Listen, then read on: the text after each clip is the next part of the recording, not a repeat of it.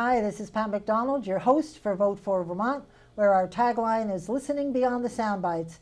Ben Kinsley's not able to join us tonight, but he'll be back next week. But with me is Dr. John Steinmen, DMD, dentist, correct? That's good. And yes, John is representing, is a candidate for the House of Representatives for Barre City. So welcome. This is Thank very you. exciting. It's nice to be I here. worked for Barre City for a lot of years. I was bike path chair for 10 years. And we still don't have a finished. Yeah, we're getting there. We're getting there.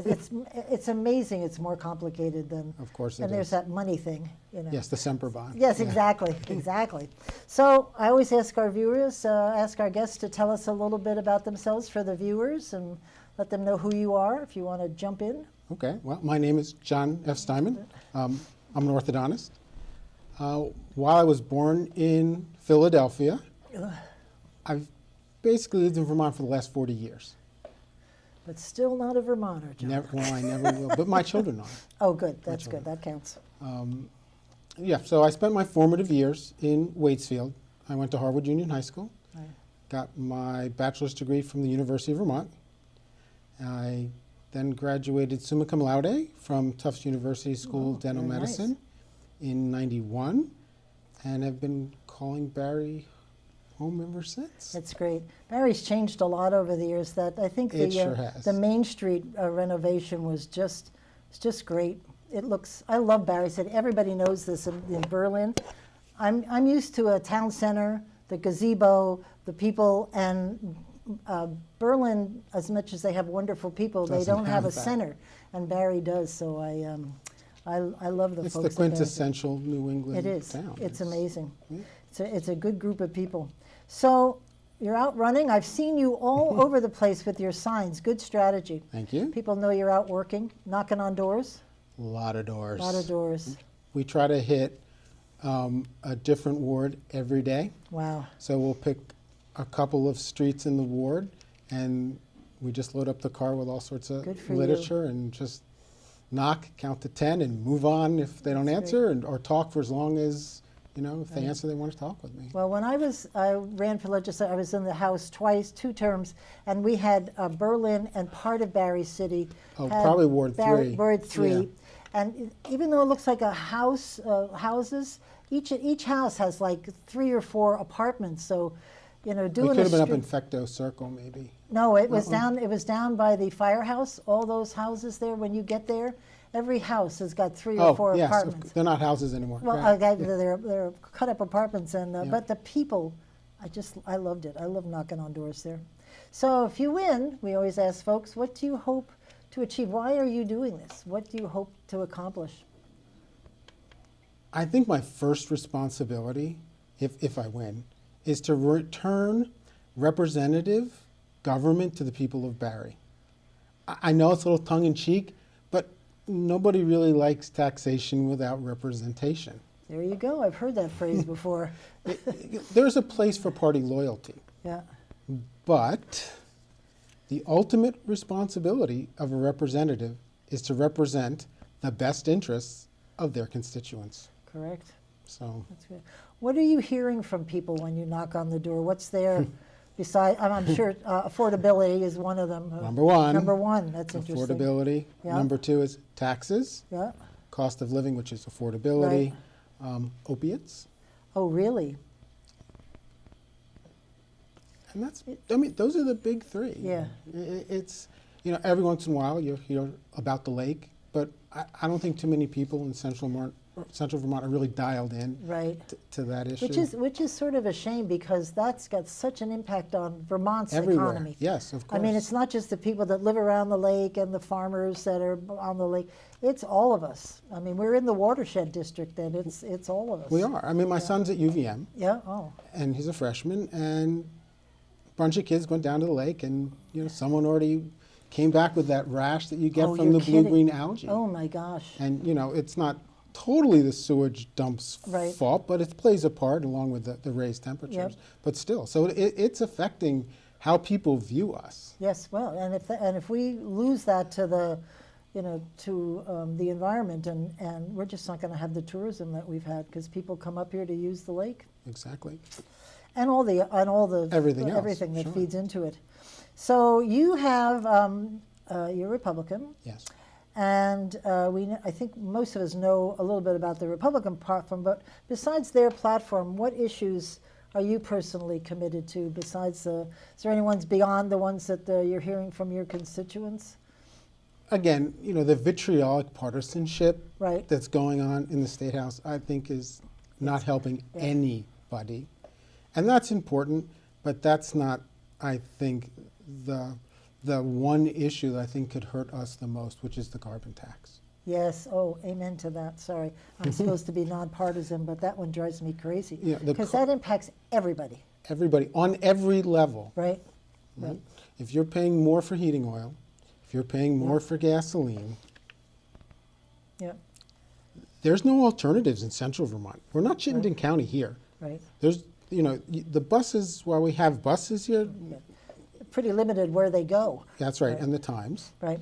So if you have to go to work, you have to drive. Right. So it's really not going to dissuade the use of petroleum products. Right. It's just going to penalize us Right.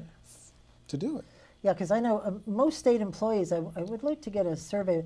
They don't live in this area because they can't afford to be here. So they're living pretty far out, away. and they have to drive here every day and back and forth, and that's just horrible. 625,000 people can have minimal to no impact on climate trends. Well, not happening. Yes, we know that. Right? Yes. So what's the purpose? Yeah. Why are we doing this? Set an example. We must be first. At what cost? It's, well, oh no, I'm Because sort of a it will bleeding edge. significantly damage the Vermont's economy. Yep. Absolutely.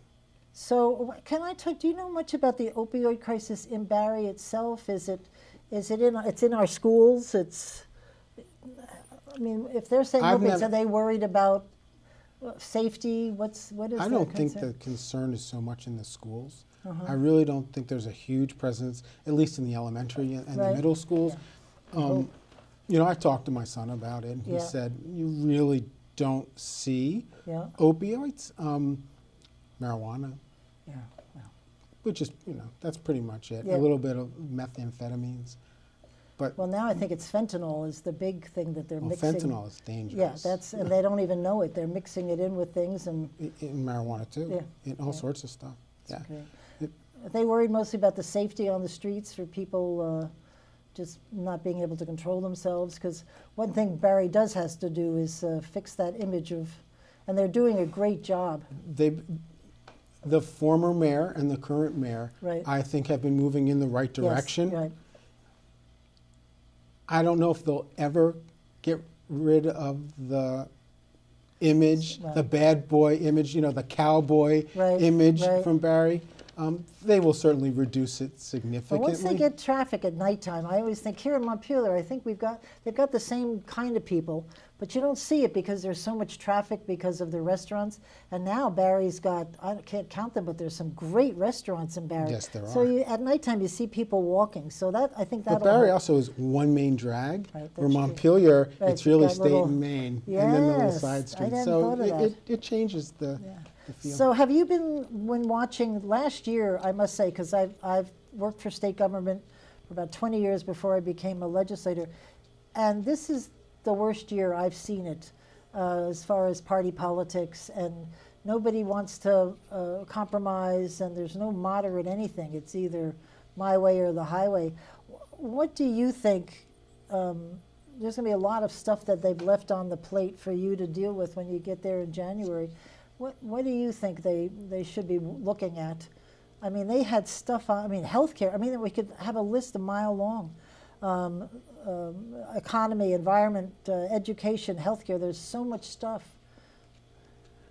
Number one, I think we need to audit everything that we're doing. Oh, interesting. And to see how we're really spending the money. And to make sure that the money we're spending is doing the things we intended it to do. Right. You can't just put legislation into effect and then, Right. So okay, just we do it. did, They we did it. Exactly. It doesn't, in the business world, it doesn't work that way. Right, It's, exactly. you try something, you then evaluate what actually happened, Right. and then adjust accordingly. That's not happening in the state government at all, really. Yeah. So first and foremost, we really need to get our house in order. Once we have our house in order and know where the money can be spent wisely, then we can start addressing healthcare, education, opioids, Right. all these really important issues. Because we learned the hard way that 350 people can't afford a single payer, correct? Remember when Yes. Shumlin was trying to do that? It's just impossible. It just don't have the numbers here. 625,000 Yeah, people. I Yeah, mean, it's- seriously. yeah. It's just, there's not the thing there. What are you most concerned about where we are right now as a state? You've been here for a while. Most of my adult, Well, all of my adult what life. really bothers you the most about the state? Any changes that you've seen in the state? Well, I think we're moving in the wrong direction. I don't think we have to be first in Right. everything. It's not necessary. Maybe it's time that Colorado or some other states Let them do took the some of it. mantle Yeah. and did this. The Vermont of my youth is very different than the Vermont of my children's youth. When we were young, my mom had a British Bobby's whistle. Oh, no kidding. Okay. Called you home, huh? That thing was loud. Yeah. We could be out and about, and it was fine, and it was safe, and it wasn't an issue. And she just blew the whistle, and we came home for My dinner. dad did this thing. How do you do that? I can't Like do this. that. My father, same thing. He doesn't need any whistle. Patty, your father's whistling, and you went home. Yeah, And you played outdoors, and everybody watched all you. the time, right. Yeah. And everyone knew you, Yeah, right. right? Right. And there was a beat cop, Yeah. and he knew you. That's right. Oh, I forgot about that. That's And if you got gone. hurt, I remember you could run into Anybody's any there house. to fix your, fix the blood, to fix the knee, call mom, do whatever. So, But that's gone. yeah, it is. And I'd like to see some of that, come back. Yeah. Hey, you've got the bees. Oh, those orange and black uniformed guys on the Oh, bicycles. yes. The bees. They're great. Oh, they're They're fabulous great. young men. But I'd like to see a beat cop too. Yeah. I really would. Yeah. They're the ones that get into the stores. These guys just sort of. They just but they're a zoop very on by. nice group of young men, and they're Yes. very dedicated. So anyway, I had to ask, and I think I read in something you wrote on your Facebook Okay. that I think I know the answer to this, but this is, the legislators are always asked, if there's a contentious issue on the floor, Yep. and half your constituents are yes and the other half are no, what do you do as a legislator? Do you vote your conscience, or do you try to, well, how would you handle that if it's sort of a, one of those social issues like we've dealt with over the years? You kind of know what my answer is going to be because I already I put think it out there. I know you did, but I don't think they have. They don't know. I actually read it in your Facebook, so I Okay. never ask a question you don't know the answer to. Right. So, like I said on my Facebook page, that the job of a representative is to make hard decisions. Right. That's That's what the they're job. electing you for, right? So, how do you make those hard decisions? Well, you have to, stay in touch with the constituents, the clergy, your friends, business owners, Yeah. and you take into account all these opinions. Plus, you take into account how it's going to impact each one of the citizens financially, as well as quality of life and their rights as Vermonters. Right. Right? And you then make the call. And hopefully the voters feel that I would make the right call Right. for them every time. It may not be a popular vote all the time, but generally I'm going to make the right decision for the community. That's great. My opinion As a is whole. right. My opinion is immaterial Right. in For you. that issue. Yeah, I found that if you can explain your vote in a logical, thoughtful, sensible way, even if they don't agree with you, they go, oh, Okay. all right, I get it. I understand why you voted that way. And you're sort of off the hook a little bit. But if you can't, then they have a right to be sort of, because I thought it was the right thing to do. Well, what does that mean? Exactly. So, and people like it when you can answer and give them a reason. A real question Yeah, why you yeah. did something. It means you did your homework. Exactly. And listen to them.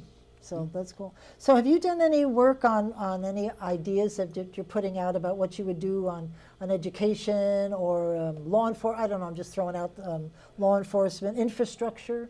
I've done a little bit. I've played with a couple spreadsheets. It was very difficult to get numbers out of the state. Yes. Welcome to the state government. Yeah. But I did eventually find some numbers from 2014 and 15, and it had to do with education. I think that we are struggling as taxpayers to foot the bill for education. For sure. Tying it to the property tax. I mean, the class sizes are getting smaller, Yep. but the overhead doesn't change. Nope, it's getting higher. Exactly. Right. It doesn't go down. Right. So I've looked at a couple different options, and I did talk to the governor about it, and he kind of, good. well, he poo-pooed it a little bit.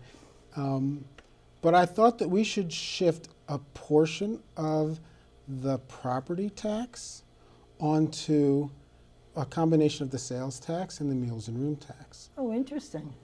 They For- did try that this year, and that didn't, the room tag was $2. Yes, it's like $2. Yeah, something like that. I think people, for some reason, were worried about the tourists, but, Well, but if the tourists are coming to Vermont, they don't really care about the cost of dinner. If Right. it was an extra 1 or 1.5%, right. they don't care. Right. That's not in their, Right. you know, eh, in their view. In their well, they viewfinder. certainly don't ask what the breakdown is when you tell them it's $125 a night, though. Right, and generally it's cheaper here than For where sure, they are that's anyway. for sure. So if we can shift that, and so I ran the numbers, and we could probably get a 30% reduction in the property tax, which means now everyone who comes to the state of Vermont is paying for our education.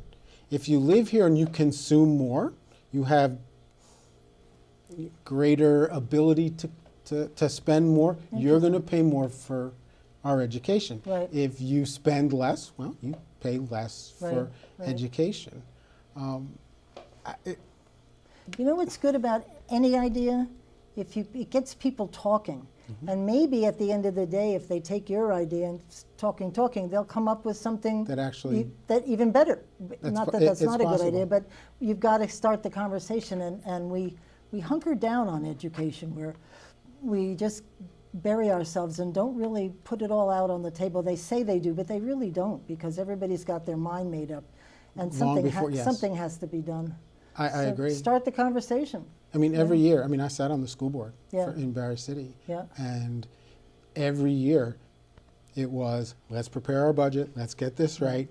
And we knew that it was not going to pass. Right. Every single time. It's not going to pass. So here are the things, we ahead of time, because you have a fairly short window to redo everything. Right. So we were doing the stuff ahead. Well, here's what we really need to operate the school. Here's plan B. Here's plan B, Yeah. and this is Oh, what wow. we'll present. And we always ended up with plan B.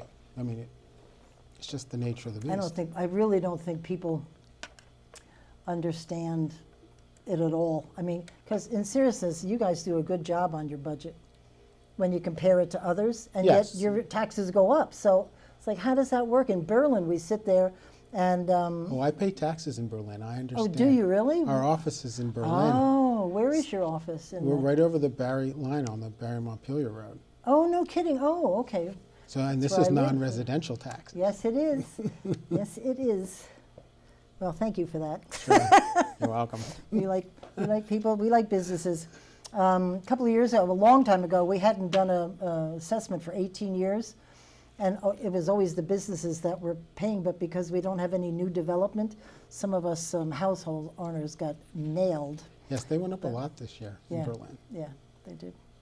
So anyway, so do you have, we have time, that's good. You mentioned a little bit about we talked a little bit about clean water, but I really think Lake Champlain, the waters, I mean, that's just sort of a given that we have clean water. And People assume that we have Well, it. They come exactly. here and they see this, Yeah. all our advertising that we had done, over the last 20 years. Yep. And it portrays Vermont as this pristine environment. exactly. So, and here you have municipalities. I found out that what happened with Burlington, Rutland, it's really not illegal. because if they've got an overflow, I think that's where it's allowed to go, whereas Barre has never had a problem. They really have spent money on a good system in Barre. You can actually fish in the Yeah, no, in the river. they've stepped up and done a good system. So, do you attend the council meetings and? Excuse me. No, I've never attended Oh, any of that. you have to, because they have cameras there and they get you involved in. You can get involved in the straw discussion. Well, I have been asked by Lucas to sit on the development review board. Oh, you should. Oh, that's fun. That's a good. I told him in my I'll in look your into spare it. time. In my, The DRB is very interesting because that sets the tone for the whole for yes. how it looks. Yep. That's good. I just love Barre. I love it.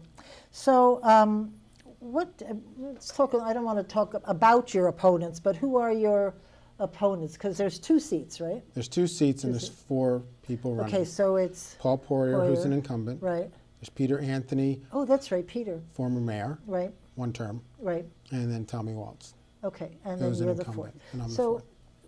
not to say they don't do this, I do this, but how do you stack up? What do you bring to the table that maybe they don't, that people should know about you? I think I do bring some different things to the table compared to all of them. First and foremost, this is not a retirement project for me. I'm giving up practice. Right, right. Right, clinical practice, because Right. that's what I am. I'm a clinical orthodontist. Right. I'm giving up time at the practice to do this for my community. Good. So that's the big one. I've worked all sorts of jobs to go through college. I stock supermarket shelves from 11 p.m. to 7 a.m.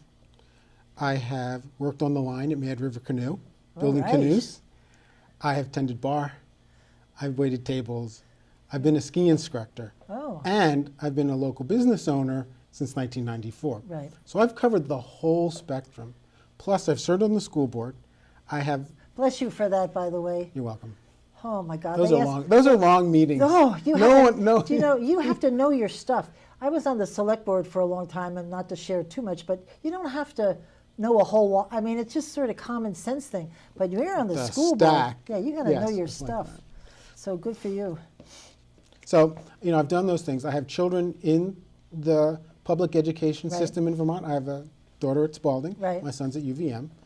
So I think that gives me just a broader perspective of the needs of students, taxpayers, Right. parents, teachers, Businesses. businesses too. Plus, I'm also the youngest guy running. Oh, that's interesting. At 55, I am. Well, I am. that's a sad I am story, the young. but that's sort of sad. Yeah, I'm the youngest Yeah. guy running. But I think I have the life experience necessary to do the job That's great. because I've done all this stuff. That's great. Well, and you know the importance, I think businesses, that's my little thing here, the small businesses. For some reason, the legislature has a negative view on business in general, particularly the large businesses. Business is what makes Vermont go. I mean, I without know, the but- business, what's left? They don't get that that's their neighbors and their friends. And the margin of profit margin is pretty narrow here in Vermont. It is, And- and most people are employed by small businesses. Right, right. Well, you know, I came from New York when I first came up here, and it cracked me up when I found out that anything over 50 employees was considered a pretty large business. And I'm like, you're kidding me. I mean, I'm from New York, and I don't think we have too many 50, That's a small business. That's exactly. They said, well, I'll give you the large businesses, the 50 and over. I'm like, 51 and over. People, oh my God. So are you going to do debates with your folks? I know that they've been offered. Uh-huh. They have not yet accepted. Yeah. So if they're not going to debate, it would look silly if I stood up there. Well, alone. that's true, but you should. You got to find airtime. It's very hard to find. You have to go door to door because it's very hard to find a venue where you can really talk to people and get them to know who you are. True. I think, though, being in the city of Barre is a huge advantage right. as a candidate when compared to someone running Callous. or in Yeah. what was it, Washington 7. Oh yeah. I mean, What's out there? There must be 5 or 6 towns that are miles apart. exactly. So Yeah. you spend your time in your car. Yeah, right. And if there was a carbon tax, you'd be paying extra for that. Well, I had one legislator who talked about carbon tax, and to get from one end of his district to another, it's 45 miles. He said, if I had to pay a carbon tax, I'm not so sure I'd be out there doing this. I mean, that's a lot of miles every day if you want to go see constituents. And, you know, just go back to the carbon tax. One of my opponents was a sponsor of one of those bills, and yet he says, I could never support a carbon tax unless it was revenue neutral. And my response to that How the was, hell is that? revenue neutral to whom? Well, exactly. To the state Yeah. or to the individual? And of course he meant on the state, but it is not revenue No. neutral to the person who's got to drive and heat their Right, home. right. I've had the Fuel Dealers Association people in here. It's a pretty scary discussion. It's a very It's everything you said. I don't think people think about home heating. I think they think cars, but I don't think they really realize how they're going to get hit. Think about Walmart, what it costs Oh, to to heat that Yeah. building, And they're not paying for it, right? But they're paying We are. rent, Yeah, and we so are. they're just going to pass that Yeah. along. right? I know, it's scary. So we have 2 minutes, and I would love you to give that stump speech, you know, that It's thing. not memorized. Oh, well, that's and even you've better. heard most Most of it of already. We'll come up with something, because it's So it's is it okay to really- read it? Oh, for sure, I'd love it, thank you. Okay. Excellent. All right. It's the one you say at the door that says, hey, No, I don't do this one at the door Oh, you because I don't? don't want to put anyone to sleep. well, go No, for it. generally, when we go to the door, I introduce myself. I say I'm running for the House of Representatives here Yeah. in the city of Barre. How are things going for you? Oh, Because this perfect. is Open not the door. about It's them. not about me. Okay. Good this job. is about them. How are things going for you? And what are the good things that you think we're doing? And then I ask, what are the bad things ready Right. for? Don't they usually talk about the city, though, when you ask it? Because I found in Berlin, they talk about Berlin, and you try to get them to talk about The state. and it doesn't connect with them I'd sometimes. say it's about 50-50. Is it? Yeah, Yeah. good. 50-50. Yeah. So Go ahead, do it. You ready? I'm You've ready. heard most of it. So- So it goes, well- hello, my name is Dr. John Steinmen. While I was born in Philadelphia, I've called Vermont home for over 40 years. I spent my formative years in Waitsfield, where I attended Harvard Union High School, and I earned my bachelor's degree from the University of Vermont. I graduated summa cum laude from Tufts University School of Dental Medicine in 1991, and for the past 24 years, I've been fortunate to call Barre home. It's time that we have some fresh perspectives in Montpelier. I have the unique background of being a father, school board member, small business owner. I have stocked supermarket shelves from 11 p.m. to 7 a.m. That's third shift, folks. That's right. Okay, and then went to school. I worked on the line at Mad River Canoe. I have tended bar, waited tables, and since 1994, I've owned a local small business. My children currently attend the University of Vermont and Spalding High School. I have served on the BCMS school board, that's the Barre City Elementary Right, and Middle right. School board, and understand the workings of schools and local budgets. I feel this has given me the opportunity to understand how local decisions directly impact students, parents, school funding, and taxpayers. While I am the youngest candidate running, I have the life experience necessary to best represent the broadest cross-section of the people of Barre. Great job. We have run out of time. That's you. It's a pleasure to meet you, John. It was my pleasure, Yes, Pat. thank you. Listen, we'll see you next week. In the meantime, keep listening beyond the sound bites, and I hope you are enjoying these candidate forums. Anybody who's a candidate, just give me a call or email me at voteforvermont@gmail.com. Gmail. Gmail, yeah. Yeah. Anyway, find me. See you. Bye.